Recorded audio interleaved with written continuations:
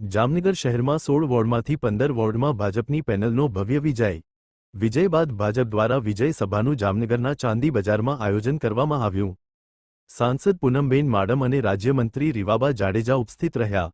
બંને નેતાઓએ મતદારોનો દિલથી આભાર વ્યક્ત કર્યો। કાર્યકરોની મહેનતના કારણે આ જીત મળી હોવાનું જાહેરમાં જણાવ્યું। વિજયને વિકાસની રાજનીતિનો વિજય ગણાવ્યો। સાંસદે તમામ જીતેલા ઉમેદવારોને શુભેચ્છાઓ પાઠવી સાથે જવાબદારી અંગે ટકોર પણ કરી। હવે વિરોધ નબળો હોવાથી લોકોના પ્રશ્નો ઉકેલવા વધુ જવાબદારી હોવાનો સંદેશ પ્રતિનિધિઓને સતત લોકો વચ્ચે રહીને કામ કરવાની સૂચના આપી। વિજય સભામાં મોટી સંખ્યામાં ટેકેદારો અને કાર્યકરો ઉમટ્યા। સ્થાનિકોમાં ઉત્સાહ અને આનંદનો માહોલ જોવા મળ્યો।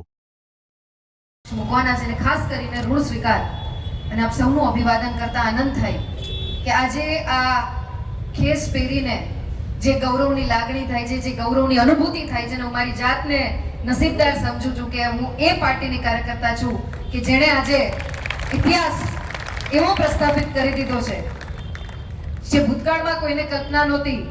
અને મેરાવણભાઈ કીધું કે 1 નંબર, પણ આ તમામ શ્રેય, આ જીતનો શ્રેય એ દેવ દુર્લભ કાર્યકર્તાઓના શિરે છે કે જેમણે તડકો નથી જોયો, જેમને ઘર પરિવારના પ્રસંગ નથી જોયા અને હર હંમેશ જ્યારે ચૂંટણી આવે અથવા તો કોઈ કપરી પરિસ્થિતિ આવે અથવા તો કંઈ જ નથી ત્યારે પણ લોકોની વચ્ચે સતત હાજરી આપી અને વિકાસની રાજનીતિ કેવી હોય એની પ્રતીતિ કરાવી છે। એને માં આ પરીક્ષામાં આપ સૌ જ્યારે ખરા ઉતર્યા છો ત્યારે હું પૂરી સંગઠનની ટીમને, ભારતીય જનતા પાર્ટીના સનિષ્ઠ કાર્યકર્તાઓને હૃદયપૂર્વકના અભિનંદન અને આભાર માનું છું।